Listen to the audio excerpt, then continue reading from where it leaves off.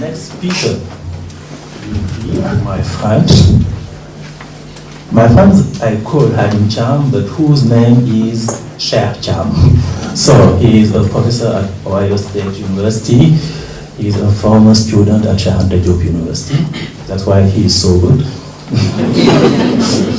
He is at the Department of Africana Studies and Francophone Studies, and he is the associate editor of the Research in African Literature journal.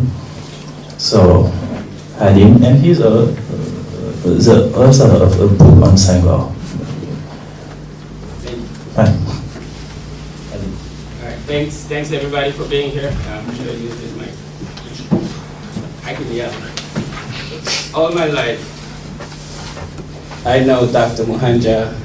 We went to school together, and she has become one of the major scholars in Africana studies, and definitely a very, very powerful voice, as you've noticed. All my life, I've tried not to speak right after her. Because people usually don't listen. After she speaks, we clap and leave. But I'll do my best.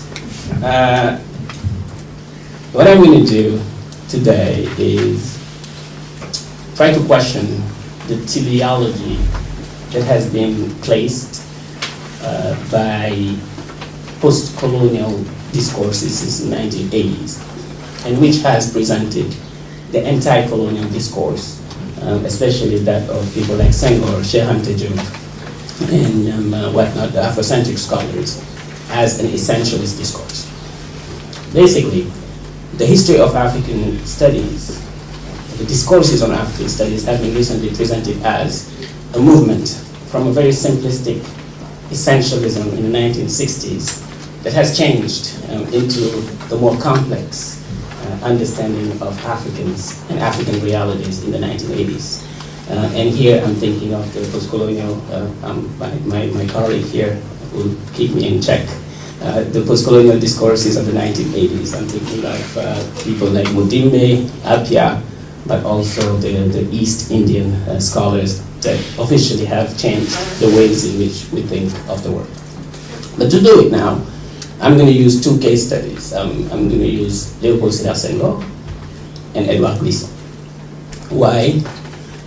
Although Glissant refuses to be presented as a post-colonial scholar, he represents what in African studies has been presented as post-colonial scholarship. Critique of essentialism, theories of heterogeneity, and whatnot. And my argument is simple. The early discourses of African studies, that of Senghor, for example, is not necessarily a simplistic essentialist representation of Africa. That in the 1980s became more interesting and more complex through the post-colonial discourse. But my point is this. The early scholars, 1960s scholars and the 1980s scholars asked fundamentally different questions. For the 1960s scholars, the question that they were asking about Africa and people of African descent was the same one that the modern scholars, modern European scholars were asking. That is, what is the essence of things? What is the fundamental nature of humans? And what is truth? And obviously they were applying it to Africans. In the 1980s, the discourse is not more complex, but the questions are different. The questions are, in the 1980s, what are the conditions of possibilities of Africana studies? Or, what are the discourses and the practices that have led us to think of Africa and Africans in the same way and not otherwise? Two different questions. Senghor and Glissant as examples of the first generation and their later generations. I'm going to start with Senghor. What is Senghor's philosophy, and therefore what are the early Afrocentric or African studies scholars' discourses? To think about Senghor and Senghor's philosophy, I'm going to do a detour to Picasso, Pablo Picasso, who will enable us to better understand Senghor's philosophy. Then I will get to Glisson. Of course, those of you who've read Suleiman Bashir Jan's book in 2007 on Léopold Sédar Senghor's philosophy are African Léopold Sédar Senghor, l'art africain comme philosophie. We'll see why Picasso, but I'll talk about it. 1907. Picasso just finished his portrait of Gertrude Stein. That also marked the end of the Rose period and foreshadows what will become later the Cubist period of Chicago. Chicago does not paint any more clear portraits.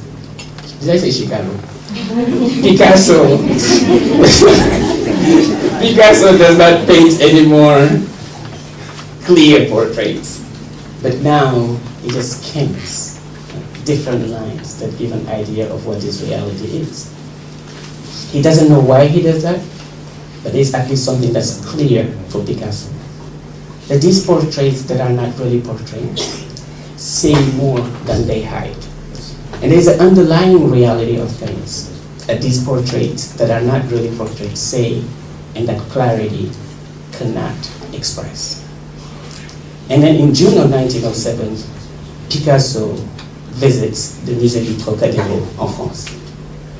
And you know, most of you know that the Musée du Trocadéro for a long time was an ethnology place. So he goes there and sees the African masks as symbols of ethnography. And this is what he says 37 years later when he was thinking about his visit to the Musée du Trocadéro. This is what he says to André Malraux, his friend. When I went there, when I set foot in Trocadéro, it was disgusting. The flea market, the smell. I was all by myself. I wanted to leave, yet I was not budging. I stayed and stayed. I understood that what was happening to me was very important. These masks were not like as sculptures, and he's talking about African masks. Not at all. They were magical. We did not notice as Europeans. Primitives, but not magical. Negroes, they were intercessors. It is then, and this is Picasso's speaking, that I learned the word in French. That's then that he learned the word intercessors in French. I understood what their sculptures were. I understood why sculpt this way and not otherwise. So Picasso discovers his own art by looking at these African masks as that which can enable you to see what the clearly stated portrait cannot show. Now, why sculpt this way and not otherwise? This long detour to get back to Senghor.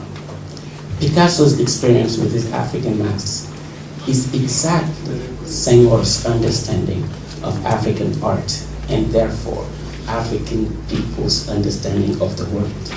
That is also the fundamental question or the fundamental answer that Senghor gives to the question, what is Africa and why do Africans function a certain way and not otherwise? So Senghor's answer to this question, and of course you will remember that Picasso said, it's magical. Great, Picasso, we're really happy about you. But why this conclusion? Why magical and primitives? As the lazy Picasso. But what is important here is Picasso's vision as these African masks, as that which enable us to see beyond what our eyes can see. Now Senghor's answer, or his explanation of Picasso's reaction, is more interesting to me here. So his answer to this question is a less simplistic response. Negroes paint like this and not otherwise, the theoretician of liberté d'entente, because their particular relations to the world leads to a completely different understanding of being as force. To understand this being for Senghor, it is logical that Negroes create a mode of relation to the object of knowledge that sets that sets the condition to be one with it. This mode of sculpting, this relation to art, is therefore, for the Senegalese scholar, representative of a Negro epistemology. For the Senegalese scholar, it is representative of a Negro epistemology rooted in an ontology of force. It is founded on a conscious attempt to reach the immediate data of consciousness. As Senghor and suggests, African art is less the mark of a primitive culture, indicating the childhood of humanity, than it shows a certain degree of maturity. That is precisely why Jain argues that the aesthetics of African masks denotes the rhythm of life that constitutes the vitalist essence of things. If I have spent such a long time explaining the importance of African painting as essential to Senghor's philosophy, it is because the definition of this je ne sais quoi constitutive of African art that Picasso presents naively as and paternalistically as the mark of primitive art is precisely what Senghor has attempted to present in his entire philosophy. It is the very manifestation of African philosophy. In other words, negritude is, through a rhythmic attitude, constitutive of African art as ontology. What I'm saying is very simple. What Senghor tries to see, the question that he asks is this: what is reality? Why, and what is the human being? Why is that important? Because Senghor really, for Senghor's philosophy, is not really just talking about Negroes and Africans and stuff, but it can be read as a critique of people like Hegel, Kant, and all the 18th century modern universalist representation of the human being. For Senghor, it's clear. What makes a human nite garabo, and he repeats it over and over. And if you define what nite means, you will be able to question the traditional and hierarchical representation of human beings, and therefore end the racialism that has led to the world to where we were, colonization, slavery, and whatnot. Senghor's question is an ontological question. He's interested in the very nature of things. We can question that now, the way he does it, his implications, and the limits of his philosophy. But what matters to me here, and what I'm interested in, is what are the questions he asked, and how do we function with it? What do we do with it? The hermeneutics of Senghor's relation to ontology, that I will not develop here because we do not have enough time for such an endeavor, shows that his philosophy is fundamentally an ontology. The question that he asked is that of the ultimate nature of things. His philosophy can therefore be read as a critique of the modern European understanding of the world that presented them as not human enough. Now I'm going to switch to Blisson. And really, Senghor's 1960 question is the same question that we see with Jean, with the Afrocentric scholars, and with all the scholars of his generation. Now in 1980, nothing gets more complex, but something else happens. And that's what I'm getting at. In the same vein as Ego Sédar Senghor, Edouard Glissant's philosophy starts from the postulation that the modern universalist paradigm is rooted in a Eurocentric historicity that leads, or that has led, to a hierarchical understanding of world cultures in general, and the disenfranchisement of people of African descent in particular.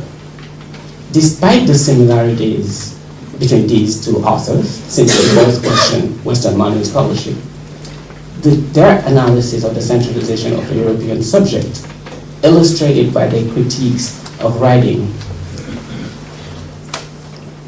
is different from the same as Glissant's analysis of the European understanding of the world, is different from the same assessment that led Senghor to consider that modern European teleology and its ensuing ontology and epistemology determines African subhumanities and should therefore be replaced by a better ontology. and epistemology. For the Martinican scholar considers rather that the modern Eurocentric understanding of humanness is an effect rather than a cause of a more important issue. As I said before, for Senghor, the problem is that the human being has been defined as a certain way, and Senghor proposes a different understanding of the human. And Grisson says, no, that's not really a problem. That's just an effect of the real problem. And the problem is the very conditions of possibility of the modes or of the ways in which the world has been defined. Accordingly,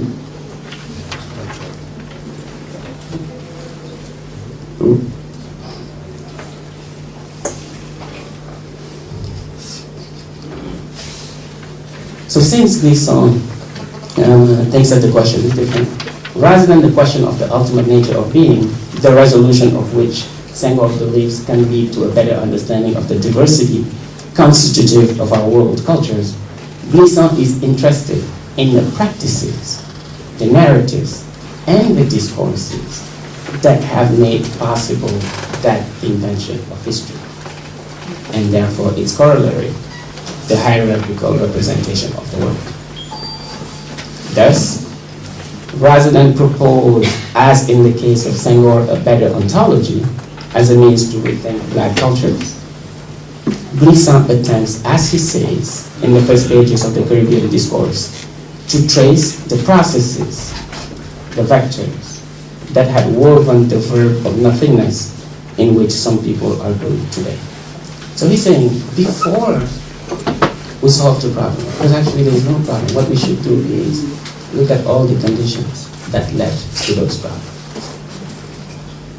In other words, Grisson's interest in the condition that led to the seeming universal world in which we live led him to ask a question that is more interesting to me here. What are the discourses, narratives, and practices that led to the universal and generalizing humanist paradigm? So we see, they seem to have the same question, to ask the same question, that of the limits of Western universal understanding of the world. But the questions are fundamentally different. One accepts the possibility of a fundamental human and an ultimate truth. The other says that matters very little. What is there is nothing but our relation to that truth. So the only question that needs to be asked, what are all the conditions that lead us to think of the world in a certain way and not otherwise? As soon as we ask those questions, we will have another way, possibilities of understanding each other. What I want to note here is, what's amazing about this is, we spend all our time citing Michel Foucault. Grisson says the same things. Here I'm focusing on the 1980s, but we go all the way to 1960, Grisson is saying the same thing. But yet, we don't look at Grisson, we think that Foucault reinvented the world. In Africana studies, what we call post-colonial studies today, in one way or another, is rooted in European postmodern scholarship, what we call in the Anglophone world, the French theory. Grisson is saying exactly the same thing. From what I like to call, Grisson would not agree with me, but an African perspective. You hear me? Different things. In fact, while Senghor's philosophy is fundamentally a theory of intelligibility, again, remember 18th century Europe, similar to Senghor's mystical philosophy. What they want to do is understand the essence of things. Therefore, it's a theory of intelligibility. The fundamental nature of Senghor's philosophy is, what is the human? Who is the African? That question doesn't make any sense for Grisson. So while Senghor's philosophy is a theory of intelligibility, based on the possibility to understand the ultimate data of consciousness, Grisson's work is a critique of intelligibility through a theory of opacity. This is precisely why while Senghor attempts to find the possibility to reach the ultimate nature of things, Grisson is interested in a different question. the difference between Senghor's theory of intelligibility and Glissant's philosophy of opacity is most visible in the latter's understanding of the limits of writing. Writing is essentially, for Glissant, the promise of transparency. It is, he says, linked to a transcendental philosophy of being that today should be invested and relayed by a problematic of relation. Writing is, in other words, the language of being in a becoming world. I hear some people say, get it out. It's not. It's Glissant. The comparative analysis of Senghor's and Glissant's works show that both authors have, to a great extent, a similar political project. They, along with most anti-colonial and post-colonial scholars, attempt to debunk modern humanist universalist understanding of the world. They both attempt to uncover the darker side of the Enlightenment and offer possibilities to think of otherness and the modes of relation to the world and of being human. Yet, their epistemic projects cannot be simply presented as different moments of the development of Africana studies, from an essentialist identity to a more complex post-colonial philosophy of diversity. Rather, despite their similar political projects, their epistemic projects are fundamentally different, even if they are both rooted in a critique of orality and a praise of writing. Actually, the contrary, in a critique of writing and a praise of orality. One, Senghor's, and therefore earlier anti-colonial scholars, is an ontology, an ontological reflection on the limits of the modern subject based on the promise of simplicity. It is a theory, a promise of intelligibility. It is a theory of simplicity. The other is an epistemology founded on a critique of teleology and a praise of opacity. It is a theory of chaos. Why is all of this important? That will enable us to respect a little better and start to read again